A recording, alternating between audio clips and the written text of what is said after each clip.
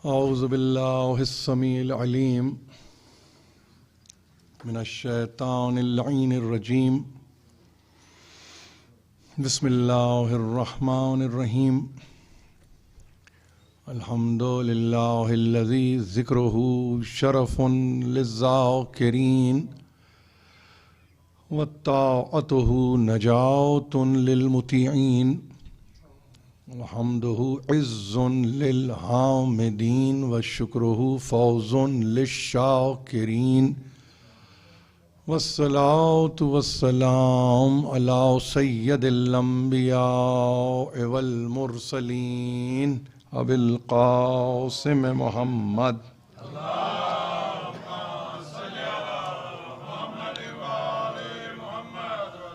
अहले बैतिहि तय्यबीन अत्ताहिरीन अल-मासूमीन अल-मज़लूमीन अल्लज़ीना अज़हबल्लाहु अन्हुमुर रिज्सा व तहहरहुम तत्हीरा।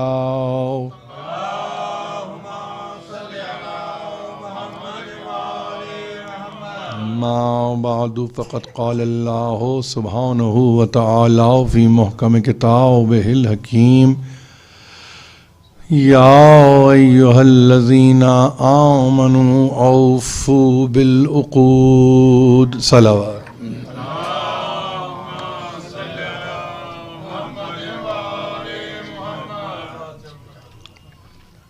सामीन मुहतरम, 26 रमज़ानुल मुबारक और अब गोया एक दिन की और ज़हमत इस सूरह के ताल्लुक़ से, और मैं अपने आप को खुशकिस्मत समझता हूँ कि आपके दरमियान मुझे ये इज़्ज़त मिल रही है कि जहाँ बेहतरीन सुनने वाले मुसलसल आ रहे हैं, वक्त की पाबंदी का भी आप ख्याल रखते हैं, और फिर ज़ाहिर है कि आपके पास अपनी मसरूफ़ियात भी हैं, वो भी आपके सामने रहती हैं और उसमें से एक वक्त निकालते हैं आप। मैं शुक्रगुज़ार हूँ।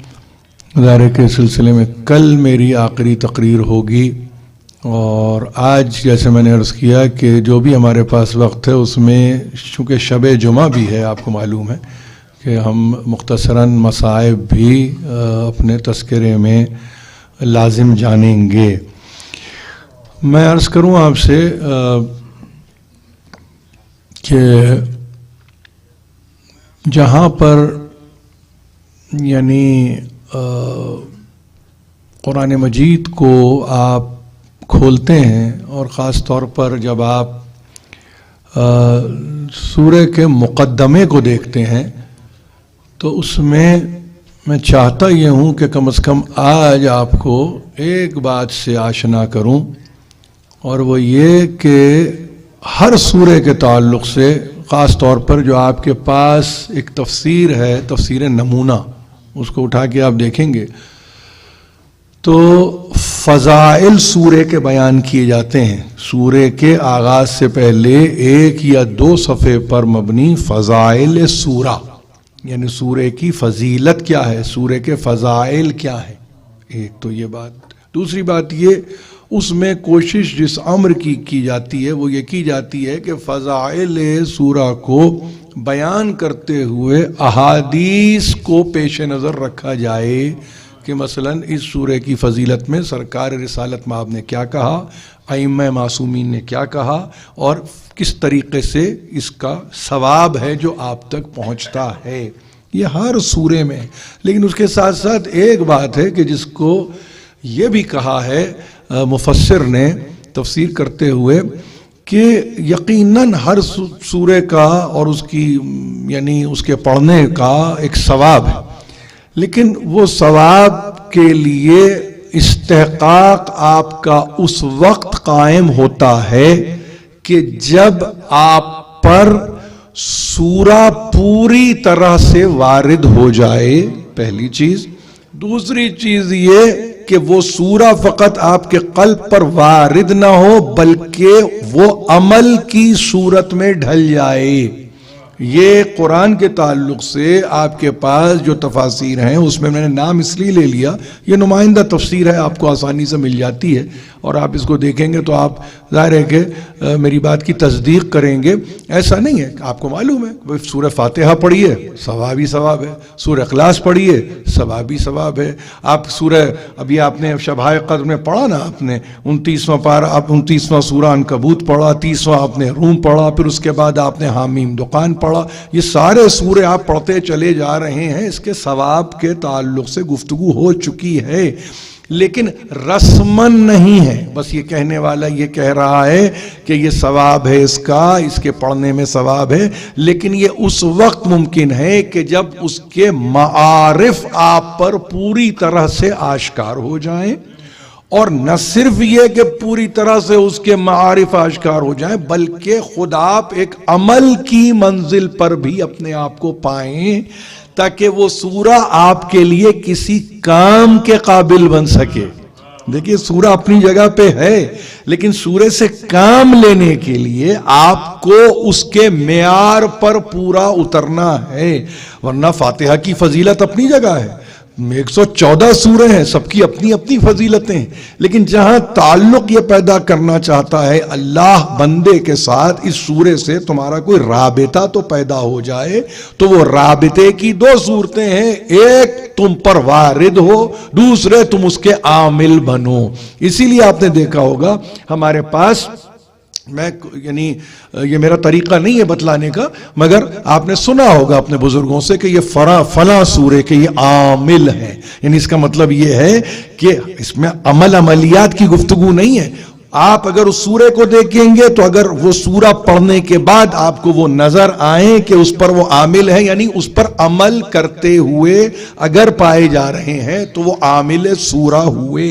ये वो उसूल है जिसको के तफसीर के आगाज में, बल्कि हर सूरे के आगाज में रख दिया गया है। बाऐन ही बिल्कुल ऐसे ही सूरह माइदा के ताल्लुक से मैं आपके सामने एक छोटी सी हदीस पढ़ देता हूं, और वो हदीस किसी और की नहीं है, इमाम पंजुम इमाम मोहम्मद इब्ने अली इब्ने हुसैन इब्ने अली इब्ने अबी तालिब,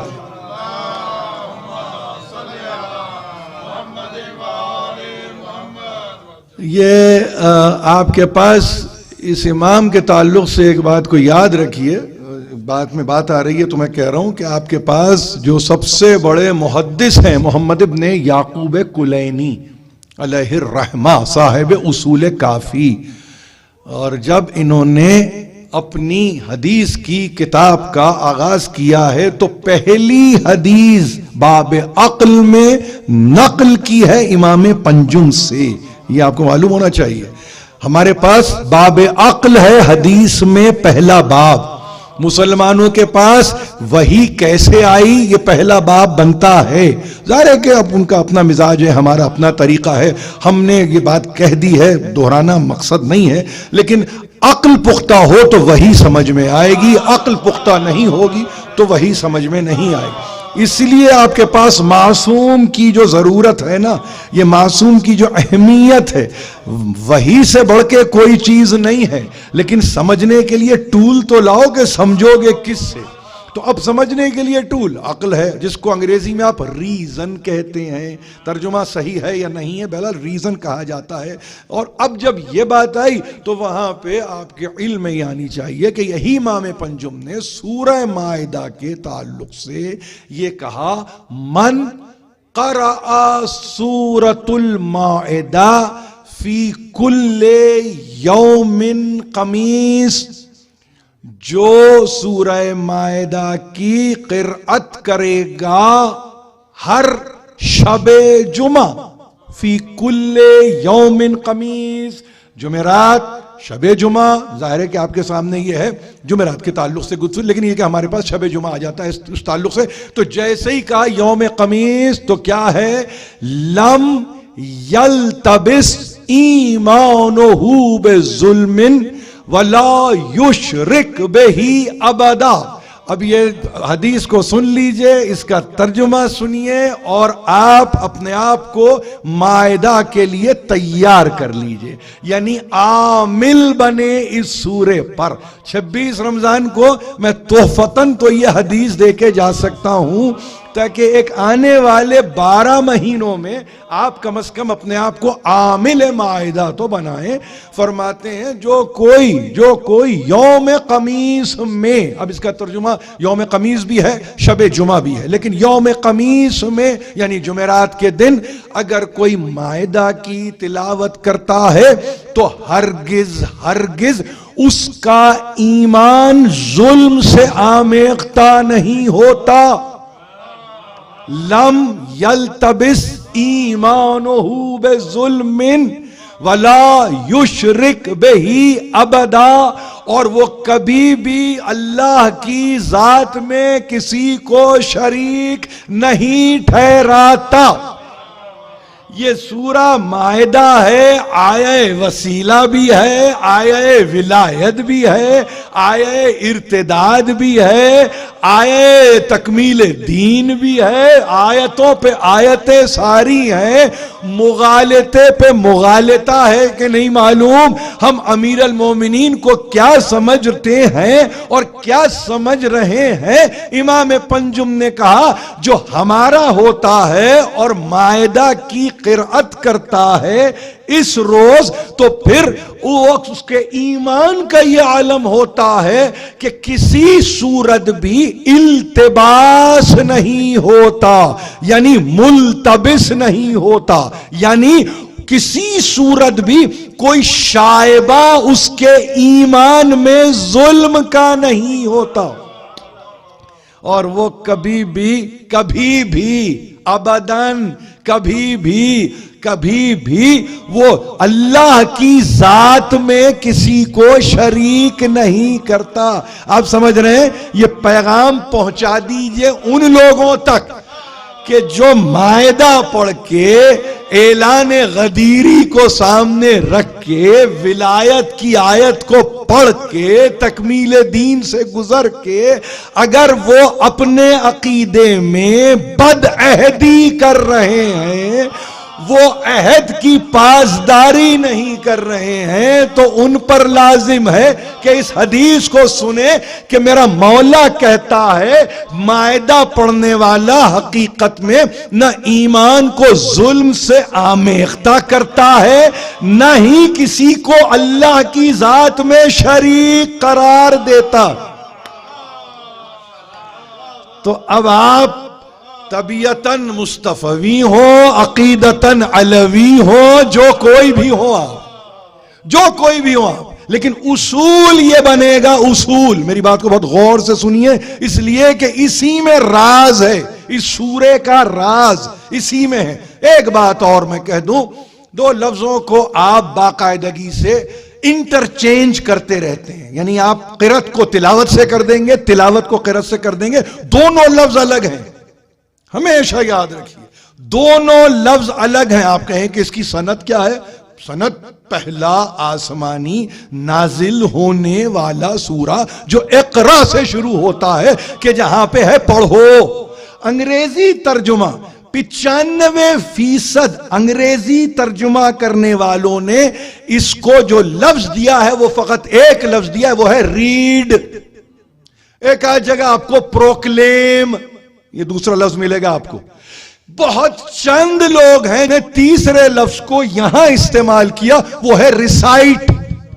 लेकिन होता क्या है, जिस वक्त आप बात कर रहे हैं इक़रा यानी बिस्मिल्लाहिर्रहमानिर्रहीम, इक़रा बिस्मि रब्बिकल्लज़ी ख़लक़, पढ़ो, तो अब वहां पे पढ़ने का मतलब हमेशा याद रखिए। अब मेरी बात को बहुत गौर से सुनिए, पढ़ना क़िराअत कहते हैं हुरूफ को जोड़कर जुमलों में या लफ्जों से मुत्तसिल करके कलेक्ट करके वोकली डिलीवर करना क़िराअत है। आप समझे? क़िराअत के समझ में आ गया?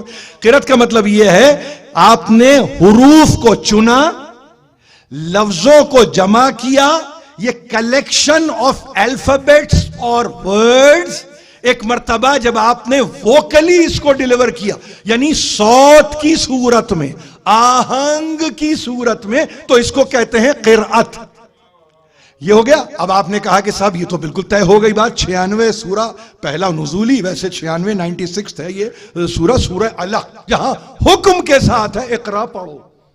अब आ जाइए दूसरी तरफ, आप कहें कि यही हुक्म दिखाइए तिलावत के लिए भी, तो आपको मालूम होना चाहिए 21वां पारा शुरू होता है उतलो मा ऊहिया इलैका मिनल किताबी। देखो, तिलावत करो जो तुम तक वही की सूरत में किताब से पहुंचा दिया गया है। व अक़िमिस सलात इन्नस सलाता तन्हा अनिल फहशाए वल मुनकर। और देखो, नमाज को कायम करो, इसलिए कि नमाज तुमको रोकता है फहशा से और मुनकिरात से। ये 21वां पारा आप कहें सूरह अनकबूत है, ये 29वां सूरा अनकबूत। हुक्म इक़रा का है तो उसका तर्जुमा बनेगा टू रीड। हुक्म उतलो का है तो तर्जुमा बनेगा टू रिसाइट। उतलो के माने जिसका मतलब तिलावत करो। तिलावत करने का मतलब क्या है? तिलावत करने का मतलब हमेशा याद रखिए, तिलावत का मतलब होता है किसी शय का किसी शय के पीछे मुसलसल चलते रहना, यानी दरमियान में कोई गैप ना आए। तसलसल यानी जिसको आपने वोकली कलेक्ट किया है, अब उसको आप यके बाद दीगरे पढ़ते रहिए। उसमें हमेशा याद रखिए, क़िराअत का मतलब रीडिंग, जिसका मतलब क्या हुआ, या तो आपके सामने पार्चे पे कोई चीज खुली हुई है या आपके सामने किताब की कोई सूरत है, लेकिन जैसे ही तिलावत आएगा लफ्ज तो वहां पे हाफिजा भी दाखिल होगा। उतलो मा ऊहिया इलैका मिन रब्बिक, याद रखो, या उतलो मा ऊहिया, उतलो वो पढ़ो जो तुम पर वही की सूरत में नाजिल हुआ है तुम्हारे रब की जानिब से, किताब के तौर पर। इसका मतलब वो मेमोरी है कि जिसको तुम्हें इन्वोक करना है, हुक्म देने वाला हुक्म दे रहा है कि तुम तिलावत करो। पढ़ने वाले को कारी कहते हैं, तिलावत करने वाले को ताली कहते हैं। काफ अलिफ रे, ये कारी रीडर। जब आपने कहा रिसाइटर, ते अलिफ लाम, ये ऐसा नहीं है कि आपने उसको बदल के इधर से उधर कर दिया, उधर से इधर कर दिया, नहीं। क़िराअत कुछ नहीं है सिवा पढ़ने के, तिलावत कुछ नहीं है सिवा हाफिजे को इन्वोक करके एक के पीछे एक चीज को लगा दे इस हद तक कि फिर दिल में रासिख हो जाए।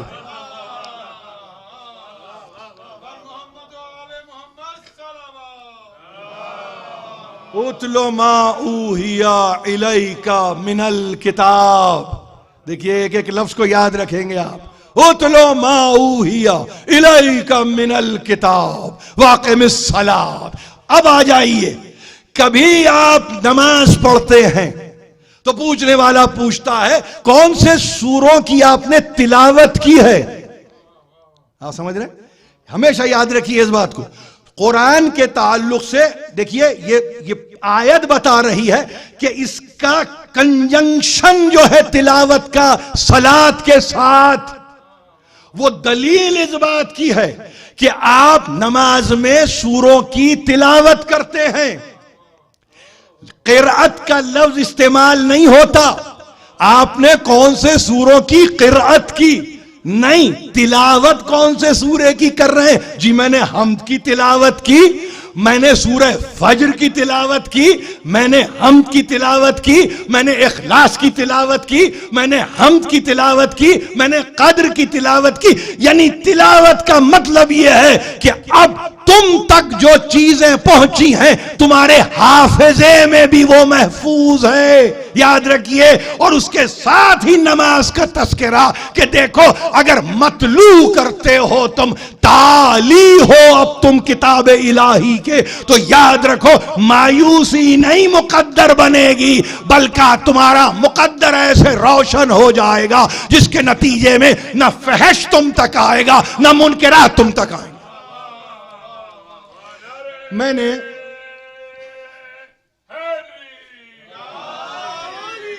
फकत इसलिए आज की तकरीर के लिए मैंने कहा कि आप समझिए, अब मुझे आगे बढ़ना है, और जब मैं आगे बढ़ रहा हूं तो वहां वो इमाम ये कह रहा है हरगिज हरगिज, यानी इल्तिबास नहीं होगा, शुबा नहीं होगा, शायबा पैदा नहीं होगा।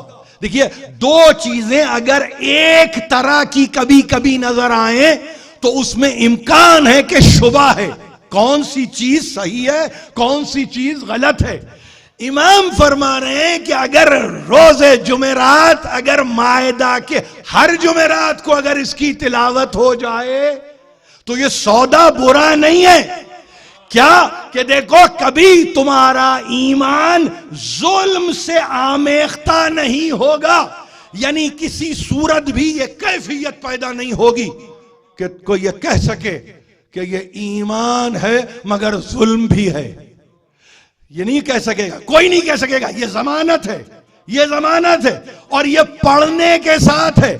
अगर इंसान तिलावत की मंजिल पर आ जाए तो तिलावत तो इसका मतलब हाफिजे में रह गई बात, लेकिन ये पढ़ने के लिए, सिर्फ पढ़ने के लिए ये कुव्वत आपको मायदा दे रहा है कि जहां आप पढ़िए और पढ़ने के नतीजे में अपने ईमान को जुल्म से मखलूत ना करो। यानी इसकी कुव्वत का ये आलम है कि तुम्हारा ईमान मुहकम, जुल्म का उसमें शायबा नहीं है। ये बड़ा अजीब लफ्ज है, ये शिर्क नहीं कहा है। तुम्हारे ईमान के साथ याद रखो जुल्म दाखिल नहीं हो सकता, इसलिए कि कितने ऐसे होते हैं जो बज़ाहिर तो ईमान रखते हैं मगर बबातिन जालिम होते हैं। ये तारीख है, कुरान तारीख बयान करता है। मैं फिर कभी कभी कहता हूं, मैं नाम लेने से गुरेज करता हूं इसलिए कि मैं अपने ईमान को मखलूत नहीं कर सकता हूं। इख्तिलात मुझसे मुमकिन नहीं है, मैं इसको मखलूत होने नहीं दूंगा, मैं अपने ईमान को संभाल के रखूंगा। इसलिए कि कभी कभी यह भी तसव्वुर पैदा होता है कि नाम अगर इनका ले लिया जाए तो ईमान भी सलामत रहता है कि नहीं रहता।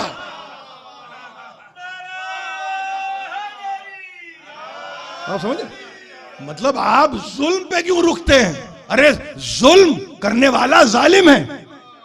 जुल्म इन आइसोलेशन किसी चीज का नाम नहीं है, ये कोई हैंगिंग गार्डन नहीं है। जुल्म, जालिम को देखिए जुल्म नजर आता है। तो इमाम ये कह रहे हैं, अब देखिए मायदा और महवर मायदा कौन है वो भी आपको मालूम है, हसल मायदा कौन है वो भी आपको मालूम है, फोकस कौन है मायदा का वो भी आपको मालूम है। ईमान पढ़ने वाले के लिए जामिन बन रहा है सूरा कि देखो तुम्हारे ईमान से जुल्म मखलूत नहीं हो सकता, अलहदा है। और जब ऐसा है तो उसकी इंतहा यह है कि फिर पढ़ने वाला किसी को अल्लाह की जात में शरीक नहीं ठहराता, शरीक नहीं ठहराता। देखिए इसमें भी समझने की जरूरत है, शिरकत गैरी नहीं है, शरीक उसकी जात में कोई नहीं हो सकता। हां मगर जिसको इज़्न दे दे, मगर जिसको हुक्म दे दे, मगर जिसको इजाजत दे दे, तो इस जमाने से लेके कयामत तक वही सब कुछ है। ये इमामत है, वहां शफाअत है। ये वो जाहिर है कि हमारे पास और कुछ नहीं है देने के लिए, मैं समझता हूं कि इसको समझिए। अब ईमान पे अगर रुक के कोई पूछे कि ईमान क्या है तो उनसे कहिए दिल से यकीन करने का नाम और अमल में फर्मा बरदारी का मुजाहिरा करना ही ईमान है। दिल से यकीन हो और फर्मा बरदारी पेश नजर हो। बहुत गौर से सुनिए, फर्मा बरदार, हुक्म को उठाने की कैपेसिटी फर्मा बरदारी है। जहां कोई हुक्म नहीं उठा सकता, इसका मतलब यह कि कवी नहीं है, इसका मतलब यह कि ताकतवर नहीं है, इसका मतलब यह कि साहिब कुव्वत नहीं है। तो ईमान इसीलिए इम्तिहान तो छोड़िए, नेमत ही नेमत है। दुआ करो परवरदिगार ईमान पे बाकी रख। क्यों? इसलिए कि वो कुव्वत रहे जिसके नतीजे में तेरे हुक्म की फरमाबरदारी कर सकूं।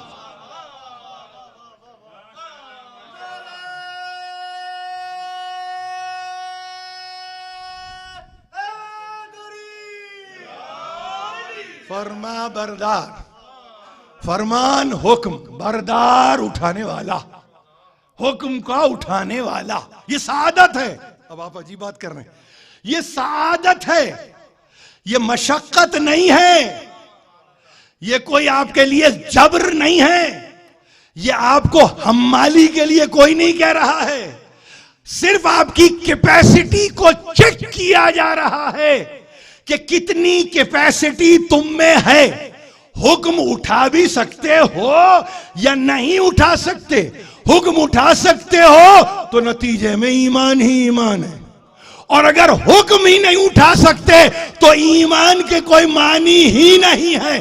तारीख इस्लाम में देखते चलो कि रसूल के हुक्म के फर्मा बरदार कितने थे और गद्दार कितने थे।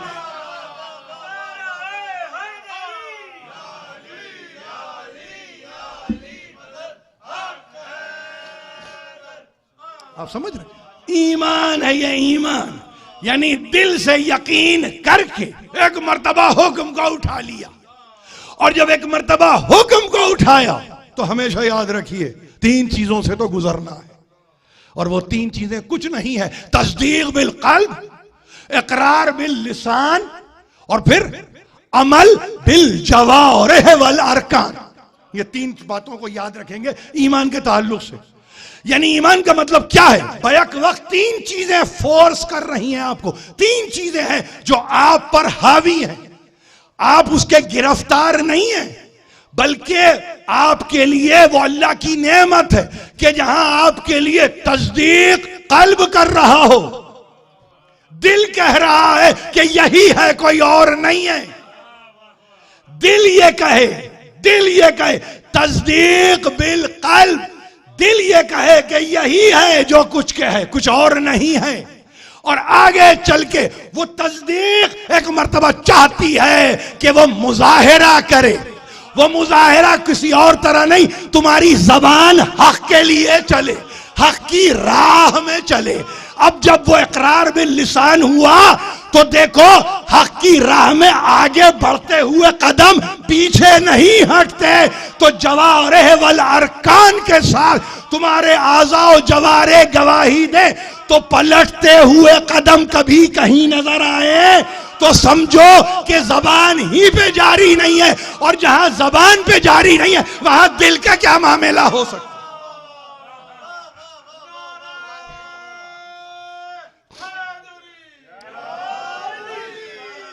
मैं यहां पे अपनी तकरीर के नतीजे में किसी को बेईमान साबित करने के लिए नहीं आया हूं।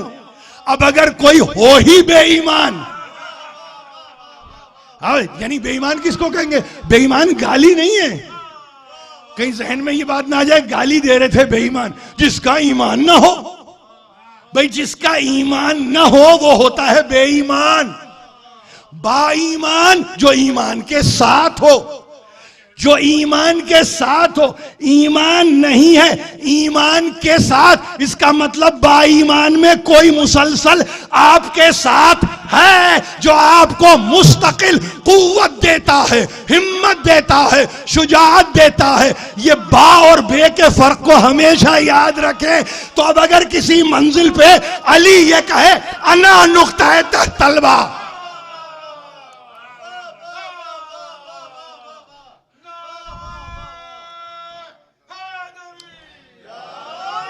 बाए बिस्मिल्लाह, अल्लाह अल्लाह अल्लाह अल्लाह, बाए बिस्मिल्लाह पदर, मानिए ज़िब्हे अजीम आमद पिसर। देखिए तकरीर कहां जाके खत्म हो रही है। बाए बिस्मिल्लाह, आपने बिस्मिल्लाह में तलाश किया, मैं तो ईमान के बा में और ईमान के बे में भी देख रहा हूं। जिसको नुक्ता छोड़ दे तो उसका ईमान ही कुछ नहीं, जिसको नुक्ता अपना ले तो फिर ये होते हैं कि जो बा ईमान होते हैं। और फिर इकबाल अगर ये कहे अल्लाह अल्लाह बाए बिस्मिल्लाह पदर, मानिए ज़िबे अजीम आमद पिसर। कोई भी अकीदा हो इकबाल का, कोई भी अकीदा हो, अना नुक्ता तहतल बा सामने से गुजरा है इकबाल के, तभी ये शेर को आपने मजमून में बांधा है, मजमून में बांधा है। अल्लाह अल्लाह के साथ 2 दफा अल्लाह अल्लाह, तीसरी दफा बाए बिस्मिल्लाह पदर। देखो तो सही कि क्या मर्तबा उसका है। अल्लाह अकबर कहने वाली कुव्वतें, ये अल्लाह अल्लाह को देखो, जिसके बाद बाए बिस्मिल्लाह है कि खुल रहा है।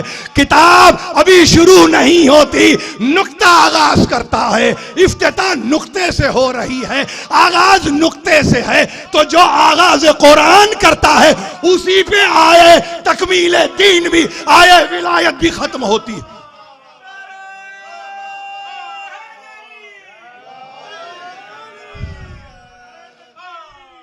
ये है वो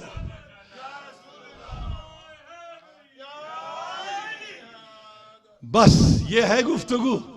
आज आपने मायदा के मेरिट्स को सुना है, समझे ना। कल के दिन कोई आपसे कहे कि क़िरात का क्या सवाब है, कहिए कि समझाएंगे कि क़िरात और तिलावत में क्या फर्क है। क़िरात का भी सवाब है, तिलावत का भी सवाब है। क़िरात तो लफ्जों को जोड़ना है, तिलावत के लिए मजमून रखा, इसी के पीछे पीछे चलते रहना।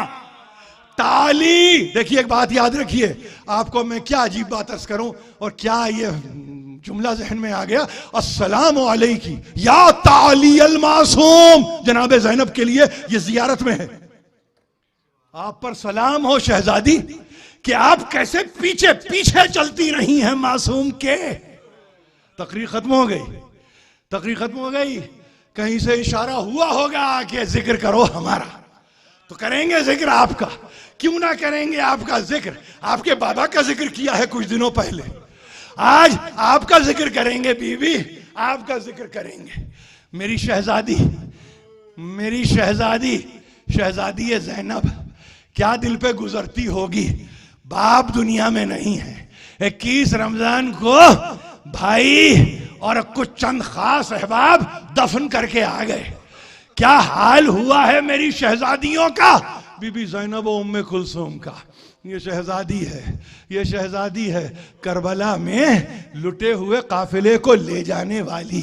मदीने से जब चली है ना, आपको मालूम होना चाहिए कि शबीह अमीर अल मोमिनीन हजरत अबुल फजल हैं, साथ हैं, नाके पे चढ़ाने वाले हैं, नाके पे बिठाने वाले हैं, सामान सफर को बाहर करने वाले हैं, असबाब सफर को लेके जाने वाले हैं, मंजिलों पे मंजिलें उबूर करने वाले हैं, करबला के मैदान में पहुंची खेमे के लगाने वाले हैं, पर्दे का एहतमाम करने वाले हैं। और फिर यही नहीं है, एक एक की आसरा अब्बास बन रहा है, एक एक की तमन्ना अब्बास बन रहा है। आपको मालूम होना चाहिए कि तारीख में उलमाए मकातिल ने लिखा है, 1 या 2 शहादतें ऐसी हैं कि जब शहीद जाने का इज़्न पा चुका तो एक मर्तबा तमाम की तमाम बीबियां खेमे का पर्दा उलट के बाहर आ गई। उसमें एक मेरा अबुल फजल है कि जिस वक्त अब्बास ने इरादा किया है रन में जाने का और इजाजत हुसैन ने नहीं दी, अब बीबी ज़ैनब ने इजाजत दी है, जाओ जाओ अब्बास तुम जाओ रन की तरफ, हम जाते हैं जिंदान की तरफ। मगर क्या करें, दिल से मजबूर हैं। इधर अब्बास आए, अलम हाथ में, मशकीज़ा हाथ में, और उधर से सबसे पहले ज़ैनब हाय अब्बास, हाय अब्बास, सर को पीटते हुए खेमे का पर्दा उलट के बाहर आ गई। और सवारी के अतराफ सब बीबियों ने अब्बास को घेर लिया, अब्बास को घेर लिया। कहते हैं अब्बास गए, अब्बास गए, वापस नहीं आए हैं, वापस नहीं आए हैं, मगर हाँ हाँ मैं अगर इतना कहूँ, अब्बास तो वापस नहीं आए, मगर ज़ैनब के दिल को तो देखो कि कैसे अब्बास हैं। यही लुटे हुए काफिले को जब एक मर्तबा 11वीं की सुबह नाकों पे सवार करना शुरू किया है, तो एक एक बीबी को बुलाती, नाके को बिठाती और कहती न घबराना, न घबराना, मैं हूं। कौन है ये, कौन है ये? उम्मे फरवा है, मादर कासिम है। बीबी न घबराना, ज़ैनब जिंदा है। एक मर्तबा उम्मे लैला के लिए कहा, बिठा दिया, कहा भाभी न घबराना, ज़ैनब जिंदा है। अली अकबर शहीद हो गए मगर मैं जिंदा हूं। इसी तरह से बीबियों को बिठा के छोटी बहन को भी बिठा दिया। अब जब एक नाका रह गया, एक सवारी रह गई, देखिए ये हक तो पहुंचता है ना ताली अल मासूम को। एक मर्तबा बैठते बैठते रुक किया तो फुरात नजर आया, फुरात पे एक लाशा नजर आया। एक मर्तबा लाशे की तरफ देख के कहा, अकी अबल फज़ल अंतल्लज़ी अरकबतनी इज़ा अरदतल खुरूज मिनल मदीना। अब्बास तुम ही तो थे ना कि जब मदीने से निकल रही थी तुमने मेरे बाजू को थाम के सवार किया। आओ अब्बास, ज़ैनब को सवार।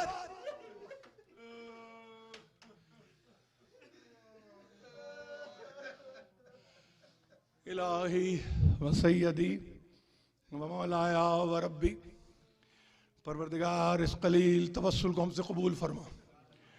जो परेशान है उनकी परेशानियों का वास्ता उम्मुल मसाइब शहजादी ज़ैनब का सबकी परेशानियों को दूर फरमा।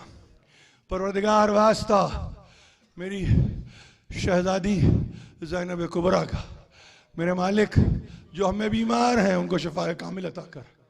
परवरदिगार तुझे वास्ता ज़ैनब उलिया का, परवरदिगार हम में जो रिस्क के लिए सरगर्दा हैं उनके लिए बेपाया और फरामा रिस्क अता कर दे। परवरदिगार हमें कोई गम न दे सिवा गम आले मोहम्मद के। ताजील फरमा ज़हूर हुज्जत में बावाज़ बुलंद सलावत पढ़ दी।